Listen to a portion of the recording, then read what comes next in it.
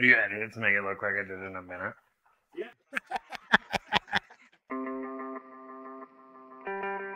So, trick to make hand whipped cream as fast as you can. Just keep your bowl in the freezer and keep your cream cold. It'll help everything come along a little bit faster. Pinch of salt, get it going. I would say 3 tablespoons of powdered sugar.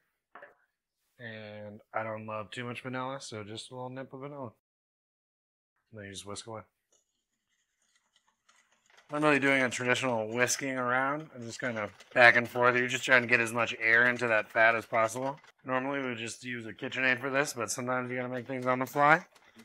It's good to know how. Take a little break, switch hands. You get more air in there, it'll start to thicken up on you. You probably could over whisk it by hand, but I'd like to see you try. Alright, and then we just got a nice medium peak. That took probably about a minute of pure whisking.